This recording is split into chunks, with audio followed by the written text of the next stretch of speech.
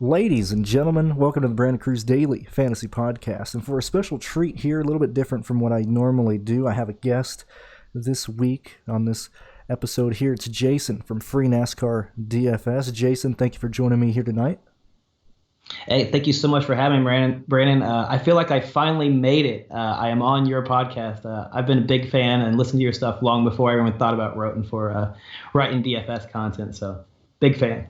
Well, I really do appreciate that. I saw that there was a need in the market for what I want to discuss in this, and I figured you'd be the best person to talk about it since you're more of the, cash gameplay type of guy or, safe strategies here and there in terms of, telling people what plays to make or what tournaments to enter and how to approach the whole NASCAR DFS stuff. So I figured you'd be a great person to have on. You're actually the first person I've ever had on my podcast, so hopefully the pressure is on you to not, not give me a bunch of dislikes here. No, we'll get you. We'll get you jammed up. You'll be asking me on next week, hopefully. All right, cool. Well, I talked to you a little bit about this before we started recording, but I wanted to bring up the fact that the landscape, ever since NASCAR's returned from the whole COVID situation, the whole landscape has changed in terms of the tournaments that you need to enter, the plays that are like ultra chalky, in lineup construction. And I mean, this is a different game compared to what it was before COVID and even compared to last year. I mean, the NASCAR DFS that we're playing right now is not what it was, 8 months ago or anything. And I just wanted your opinion and to see how you've been approaching this, if you've been doing anything differently, if you haven't been doing anything differently, what you're seeing from having that huge Discord with a lot of people in there, what the different voices are saying, because I don't talk to a lot of people outside of touts and everything, so I have a bad understanding of what, not casuals, but like what the general view of chalk plays are or lineup construction. So that's why I invited you on here. Yeah, it's definitely, like you said, it's definitely been a big change in the way the sport has, just with the random qualifying and the no practice. And it just seems like, doesn't matter how much research you do, it's just been very frustrating the last few weeks, because it's just what can go wrong, it seems to constantly go wrong. Yeah, I mentioned in a previous video that I made of that now with Q being set by, the random draw and given out at least, 24 or 36 hours ahead, everybody has the same information to work on because we don't have practice this year. All we have are previous races and the starting grid, and that's it. Everybody's on a more even playing field. And I brought this up saying that I think a lot of the bigger sites have lost their edge because, you and I, we make content as well, and we're looking at the same stuff as those bigger sites are. They don't have their huge stat sheets from practice that they can look at. They're just going off of what the prices are on DraftKings and the starting grid. Yeah, and it's just everybody seems to be landing on a lot of the same guys. Like you said, I mean, you get in these fields and you're seeing guys who are 50 and 60% owned. You used to never see that. Yeah, and it's plays that... I mean, chalk before was like 30%, Mm-hmm. Now it's almost like a two-game, NBA slate where half your lineup is, at 50% ownership or more. And when you're competing, I'm going to use the big $12 tournaments that we've been seeing on DraftKings as an example, to where, they only pay out the top 20% of lineups. And so when you're constructing lineups with people that have 50% ownership on them, you're either going to, you need them to do well, and you're either going to tie with a lot of people, or they don't do well and you don't cash. That's pretty much what it's boiled down to as of late. Yeah.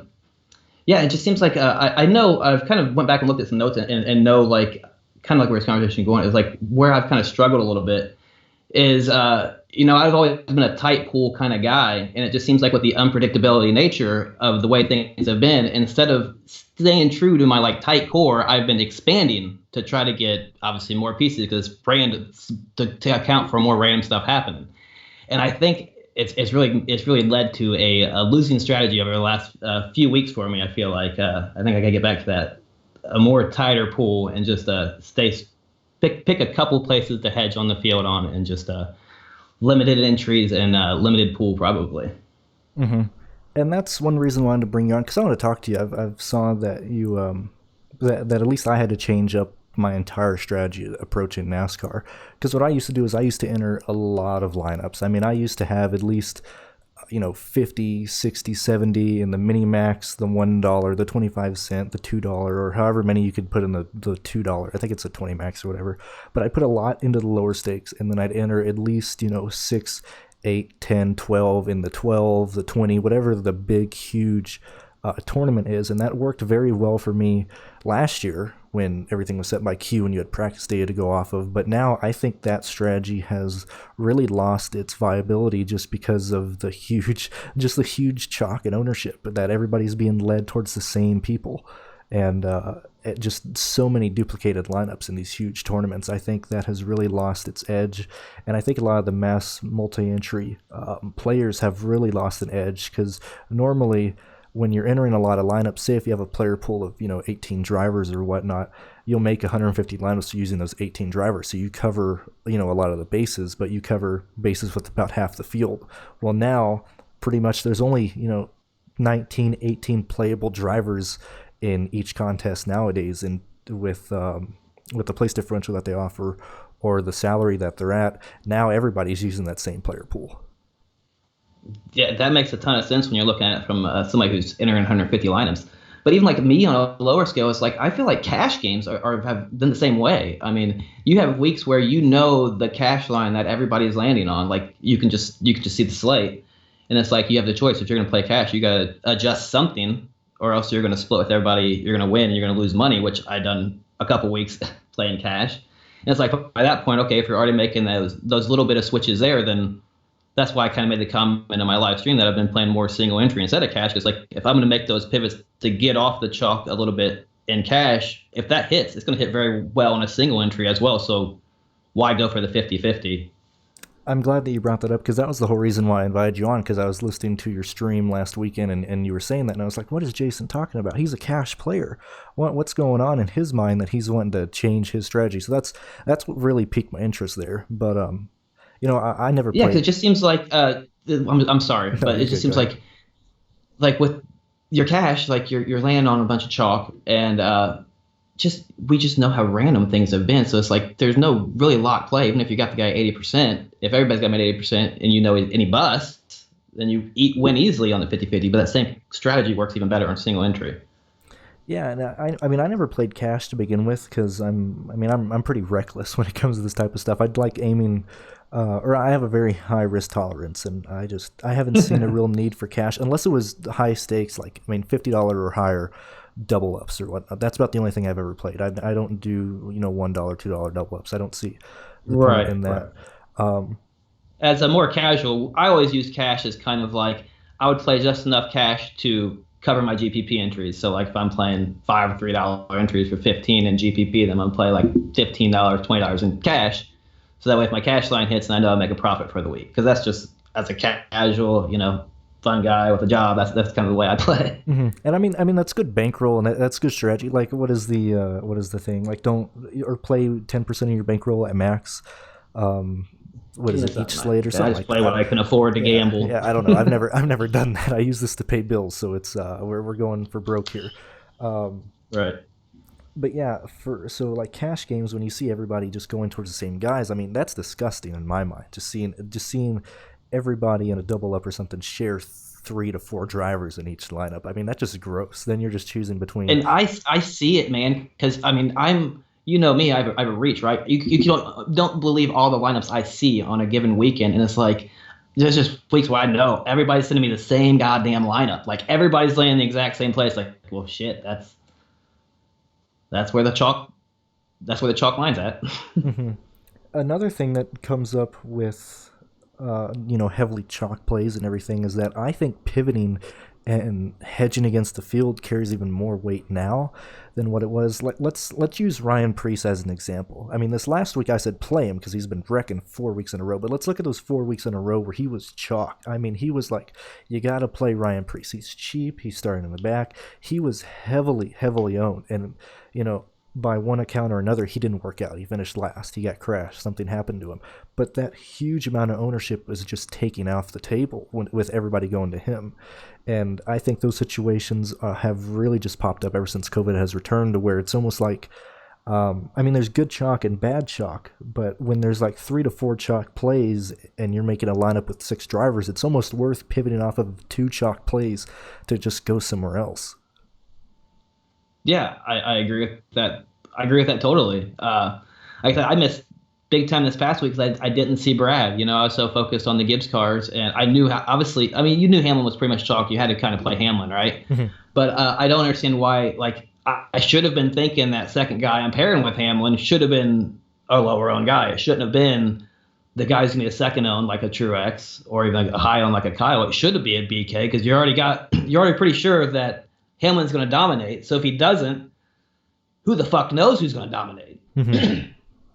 And or that's another. We'll use last week as an example because that's freshest in all our minds. And so, and this is coming from me as a guy who focuses on tournament, who tries to really get a gauge of ownership, which is something I've really worked on, and it's helped me out a ton.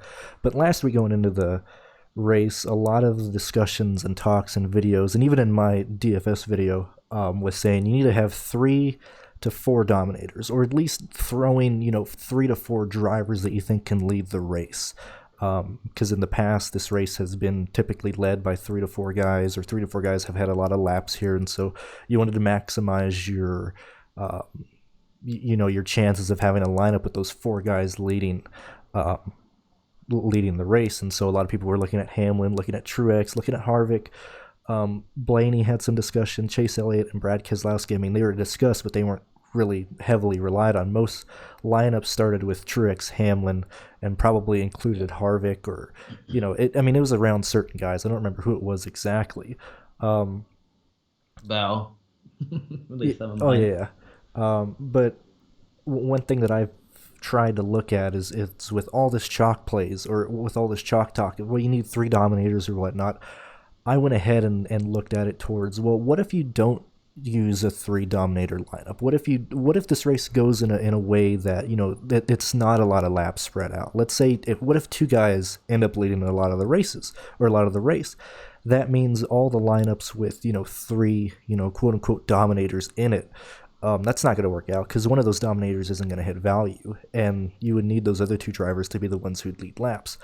And so that's a situation where I looked at it like, well, if everybody's building lineups with 3 guys, what if I build them with 2 and then use the money I'm saving from a 3rd dominator to get place differential? And so where I went to last week, for this example, I went to Truex and Hamlin, and I didn't play anybody else starting inside the top 10. Luckily, I had Hamlin there. If I miss on a lap leader, I'm screwed. But that was the strategy that worked out. I mean, you needed Hamlin and Keselowski to take down any big GPP, or not to take down, but the winner had Keselowski and Hamlin and whatever GPP you were in. But all the 3 dominator lineups were really hindered by the fact that A, they didn't have Keselowski, and B, they were based on the premise of having 3 guys to lead laps. And that's an example of stuff that I've seen since COVID has returned, of where just a lot of lineups are built around the same type of strategy, to where right now, even in cash, it's worth just changing your approach to each of these races. I don't know if I'm making sense there. Hopefully I am. Oh yeah, you're making a ton of sense.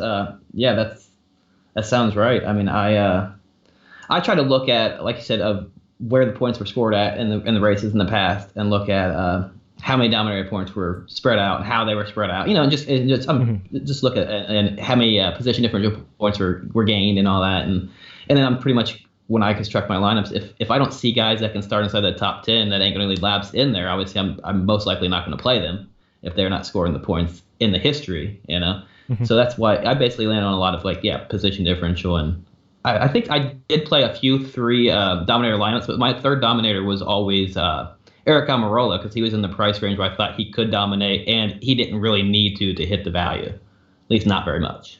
Yeah, I think he could have had a top 6 finish and still hit 5x, not even leading a lap, I believe, or somewhere around. Yeah, there. I had a lot of Eric, and that didn't hurt me. It was a lot of the other Eric Jones is what hurt me.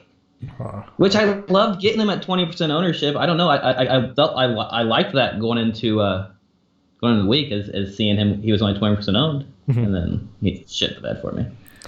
That's what you get with Jones, though, right? Boom or bust. Mm-hmm. And I mean, I assume most. I mean, your core was probably Truex, Hamlin, Jones as the three guys you started with, correct?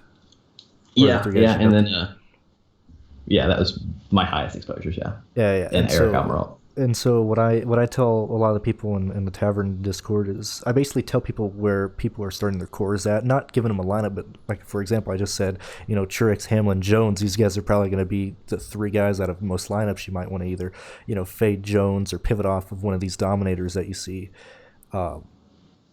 Because like you said earlier in this, that everybody just goes towards the same people, and pretty much all the lineups are built with the same mentality, especially if you're hand making them on the DK side itself, which I don't do. I have an optimizer, but when you're clicking through names, I mean, everybody clicks through the names the same, whether you start at the bottom, getting your value in first, or starting with the most expensive guy. I mean, whenever you're clicking with 50,000 people clicking the same drivers and looking at the same things, I mean, a lot of that's a great way to see what a lineup can look like is before you start creating any lineups, go into DK and just start clicking who's the highest guy and what price range DK bumps you down to pick drivers from, and that's a good indicator of where chalk lineups are going to come from.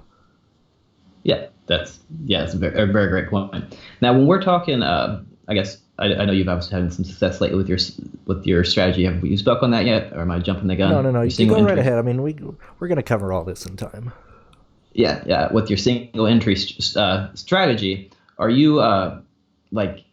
I imagine you're still playing a decent amount of chalk in that single entry and picking a couple spots to hedge. So I'm actually not. I'm going to use this last week as New Hampshire, for example. And I'll tell you what lineup I ran, and let me look at the highest GPP that it was in, and you can always see my winnings from DFS Tavern. Anzo normally shares them because I post them in Discord because I need to make my guys believe that I know what I'm talking about. Let me see, what's the biggest one? This was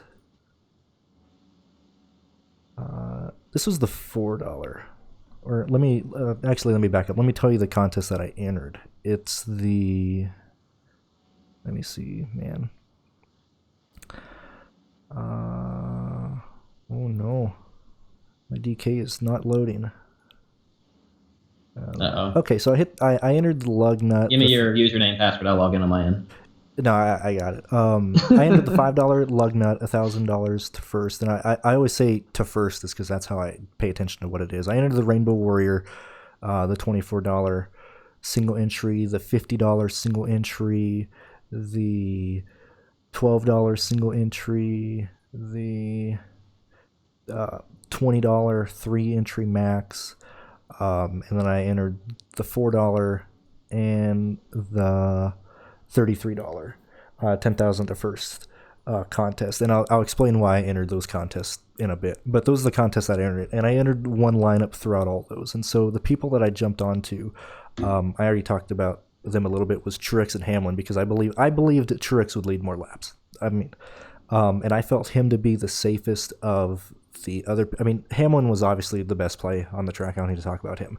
Truex, I felt, had the most safety out of any of the five guys who were projected to be dominators: Blaney, Harvick, Elliott, Keselowski. Harvick. I mean, Keselowski, nobody was looking at Keselowski. Yeah. There's nothing pointing towards Keselowski leading those laps. And so Truex was the guy I looked at. He's starting 11th, gave me place differential.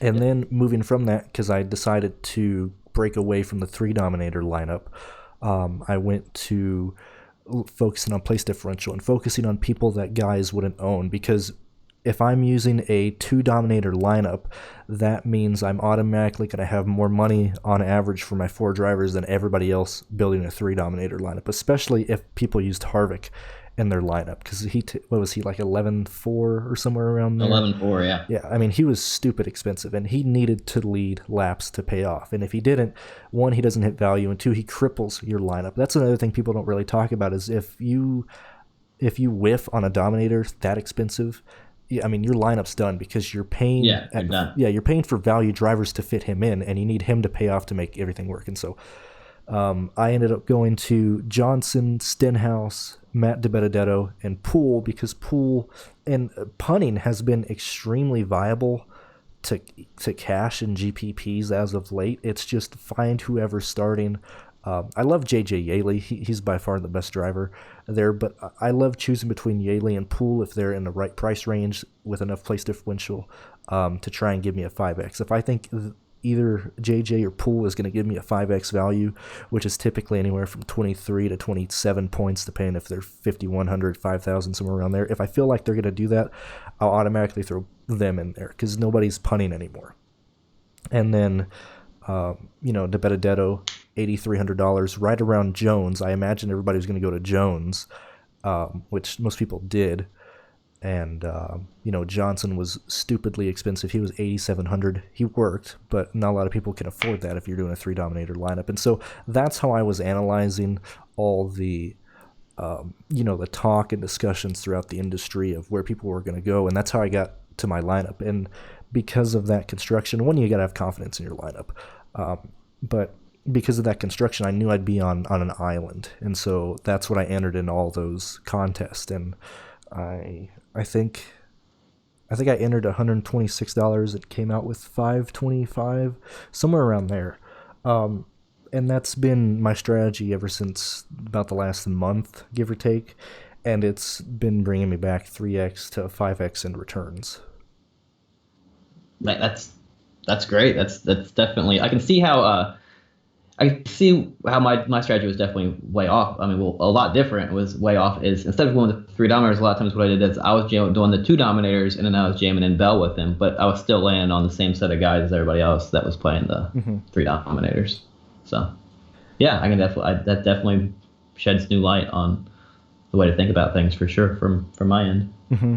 And then because I constructed my lineup this way, I couldn't fit in Priest. I absolutely loved Priest, but I didn't need to use him in my lineup. But that's why I talked about him a lot in my DFS Tavern video and in the Discord, and Priest ended up working, and nobody had him because everybody was terrified of playing him. I just didn't need to use him in my lineup. But it's more, the reason I gave this whole talk here is because NASCAR DFS has really turned into a, where all the noise is, where everybody's looking at the same type of stuff. It's very viable to start making small pivots, and I don't mean drastic, long shots of Matt DiBenedetto is going to win the race, but if there's a guy around, someone who's projected for high place differential, or for example, in this race, Stenhouse Jr. Nobody was really on Stenhouse Jr. I think there's like 27-30% on him, where he was in just a smash spot, but everybody was scared of playing him and Priest. I mean, that's the situations you really need to take advantage of right now more than ever, just because, the ownership is crazy. Yeah, 30% rookie is still pretty high. But and the reason, I mean, it is high. It's high on Ricky, but in comparison to 40%, 50% on these other plays that could easily just as bust or have bad luck. Yeah, you're right. And it's easier. You're right. It's easier for me to justify Ricky when he starts, 34th, because if he wrecks, he's only losing you 3 positions. He doesn't kill a lineup in these situations. I'm trying to find my notes of when I was talking about this type of stuff. Well, I mean, any wreck will kill your lineup if there's not a ton of wrecks in the race. But yeah, I know what you're saying. A higher floor.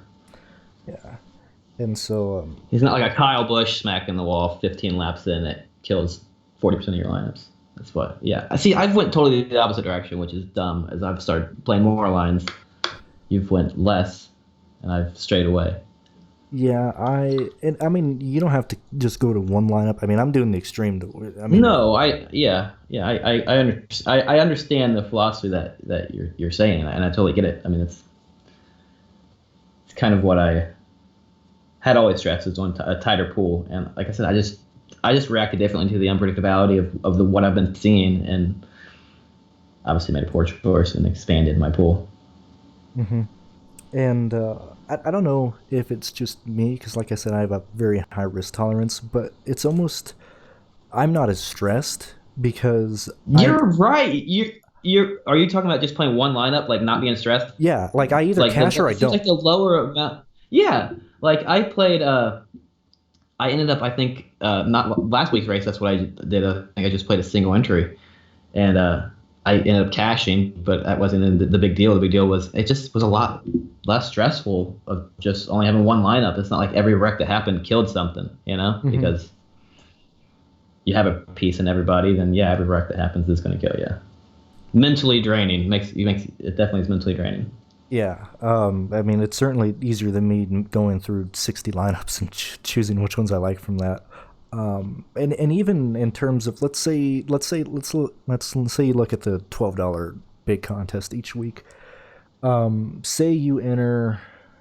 I mean, let's say you enter two lineups in that, and I assume that's what most people do. Even if you're a casual fan, you throw two lineups in there. I mean, that's $24. The min cash in that is like 1.3x on your return. It's not even 1.5. It's like 1.3, 1.4. That's like $14, $16 back. You basically need one lineup to do extremely well to carry the investment that you're making for those, huge GPPs. Like you can have one lineup cash and carry your entire entry, or you can have three lineups cash and not cover your investment price. Mm-hmm. And so tournament selection is crucial in these times with the chalk plays, people using the same lineups, where I've been stressing to people, really focus in on the single entry, focus in on the 3-entry max, and not just because you're fighting against less people, but the return on your value is just is way better. Yeah, I agree with that 100%. Yeah, I like playing the lower the entries, the better is where I typically like to be at.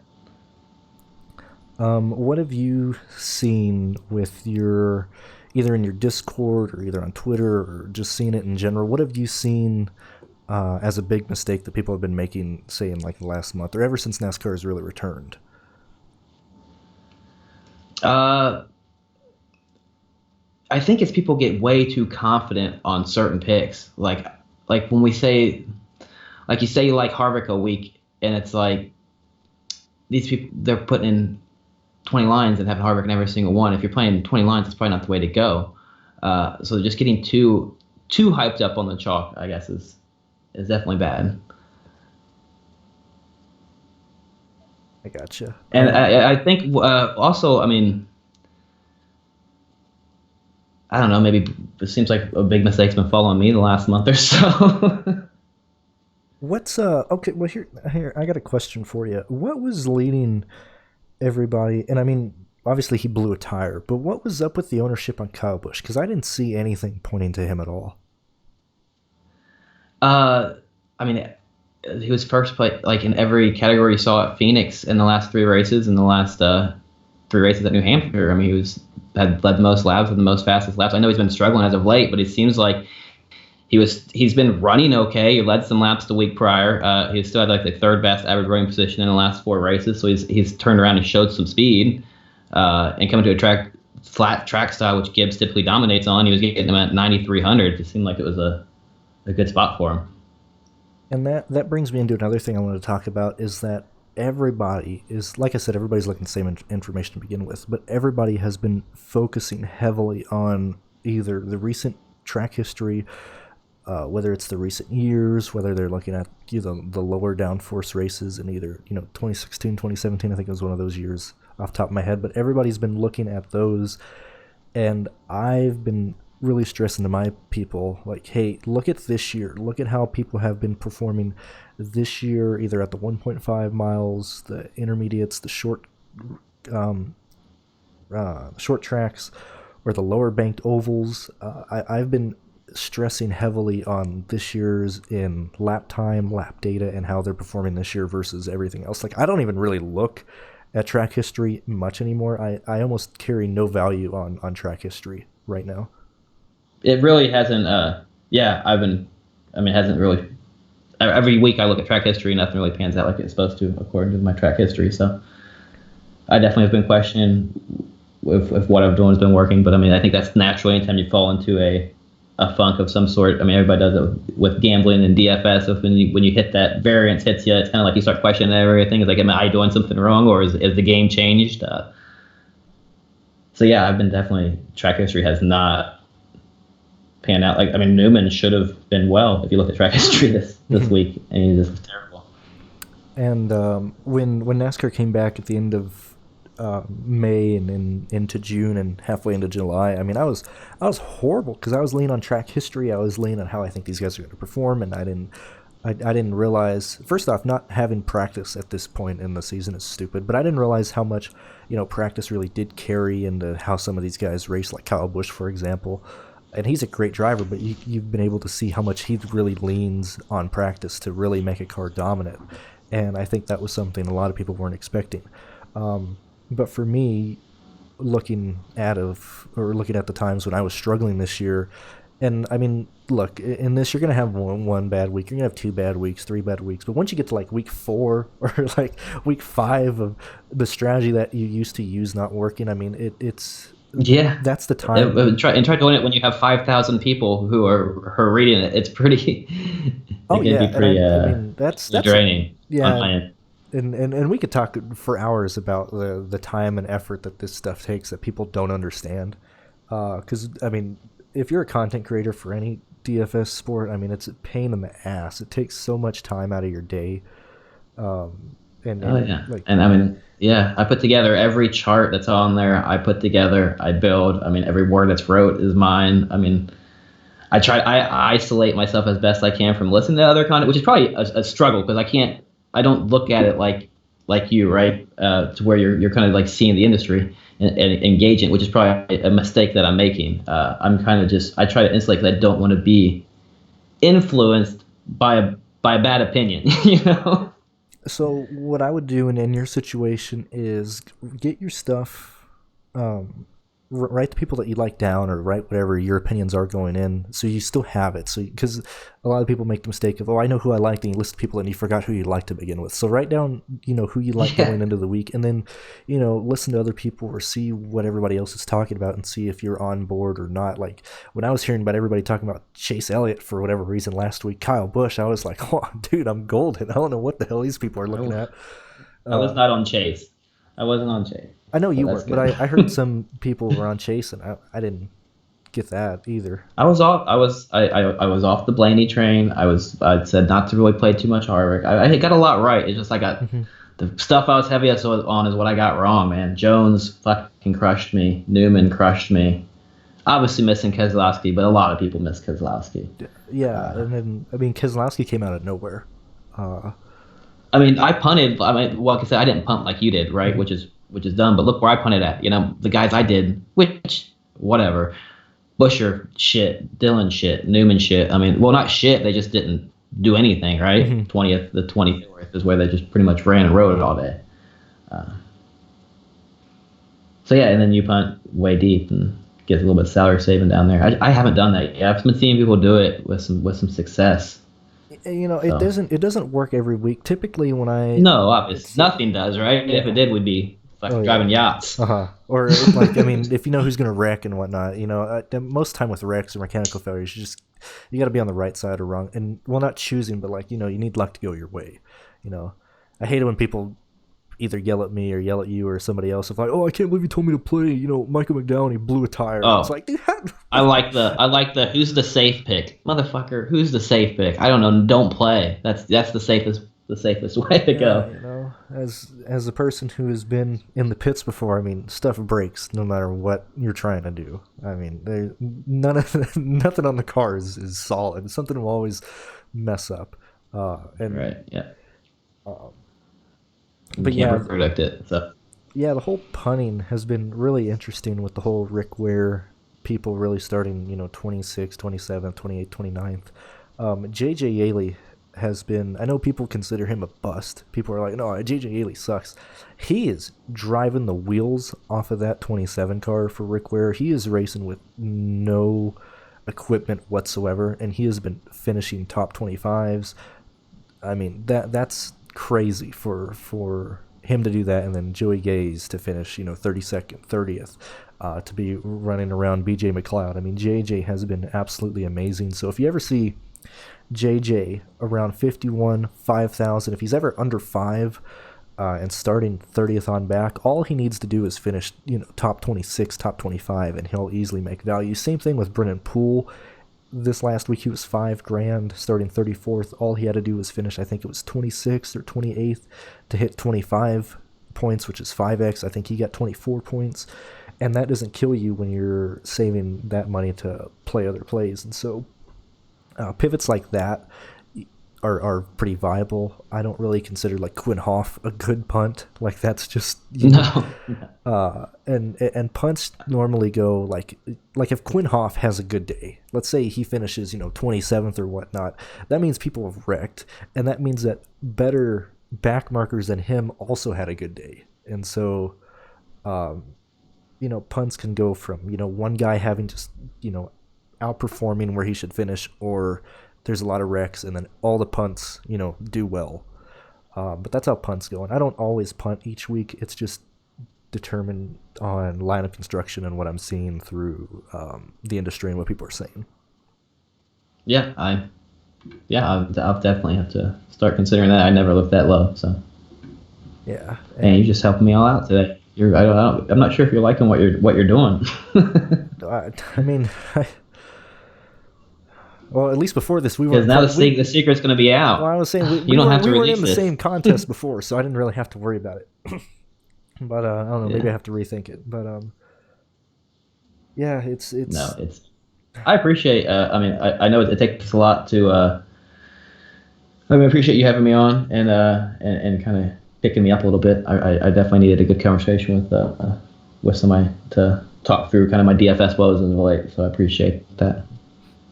And another thing that I've been doing is, or at least what I've been able to do, is I've been able to really nail how I think people are going to perform in the races. If you guys have the DFS Tavern heat map through a Patreon, you see that I have projections based. And unless it's like a Dominator or somebody, I normally just have them written as, top 12, top 15, top 18 car. And that's been a great way to really categorize each driver. If you, obviously in my optimizer, I'll have them set as a certain position, but I would advise most people to start, if you really want to take NASCAR seriously, go through each driver and write down where you think that car is capable of finishing. If you think it's a top 12 car, or if you think it can just finish at 12th, that stuff really helps you decide where you want to go with your drivers as well. Yeah, absolutely. That's definitely I think that's what we all should be doing when we're going through and doing a lineup construction, going through and doing our own projections in our head on where they're going to finish. And you should know how that relates to fantasy points as well. Mm-hmm.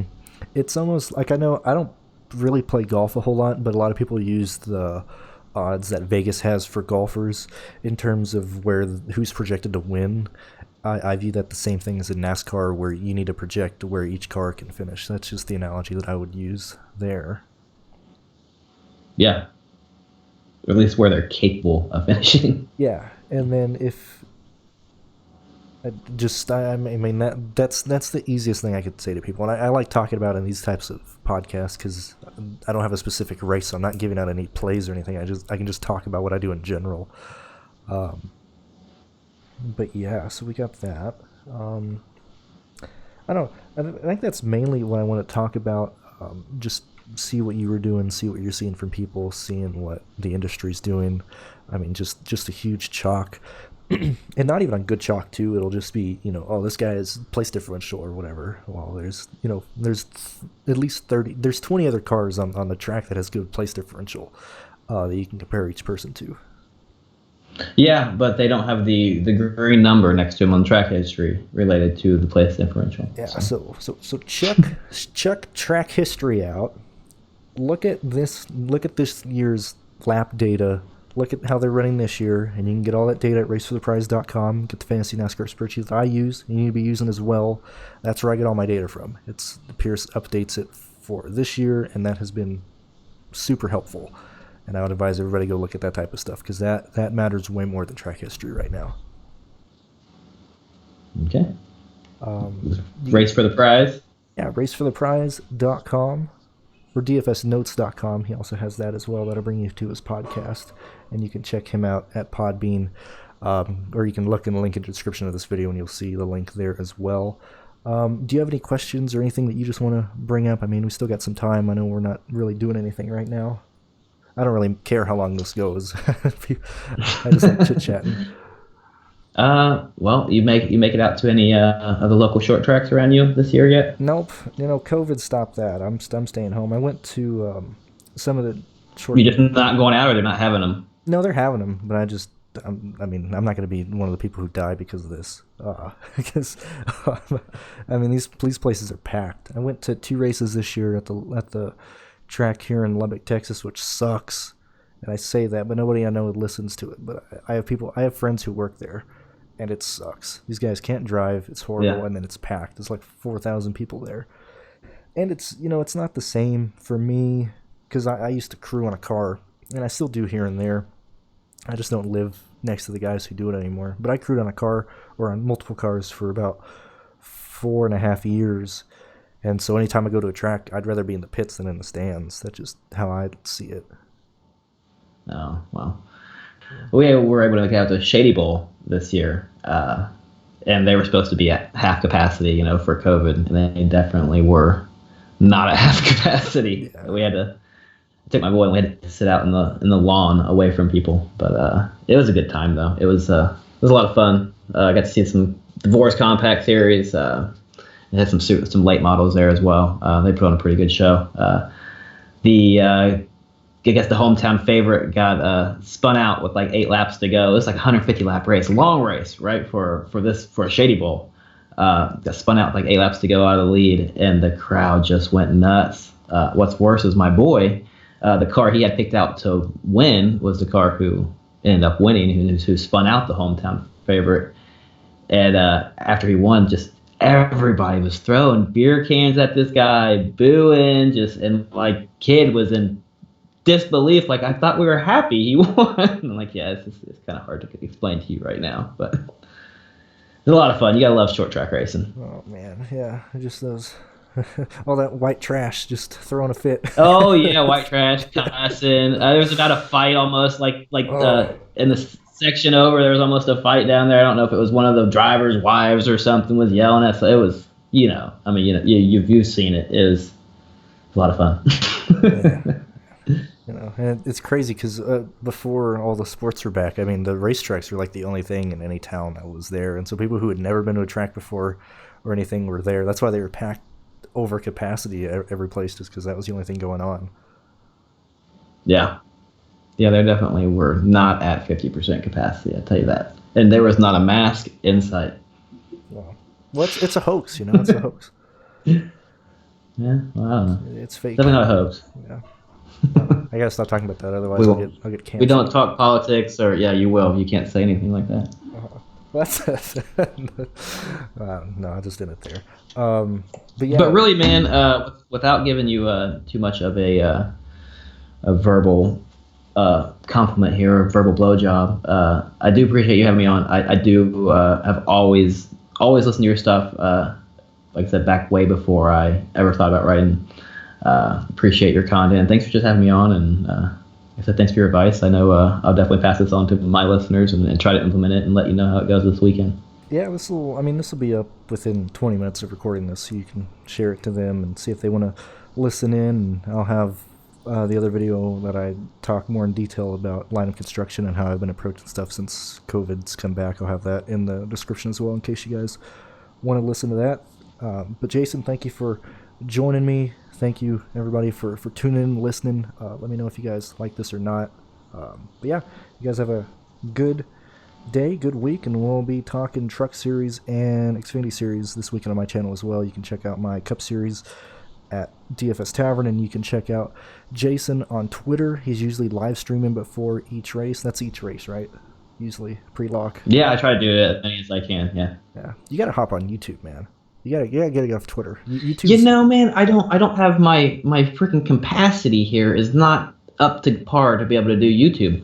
I've tried it and I just don't have the connection bandwidth. Shit's not strong enough. I keep blinking red and losing whatever they call it, images, not images. You lose pixels. I don't fucking know. It's just it never works right. And I can pull up my Twitter on my phone and just hit record and seems to work okay. It's weird. It's normally the other way around.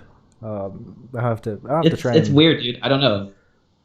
I don't know if my laptop's not up to par.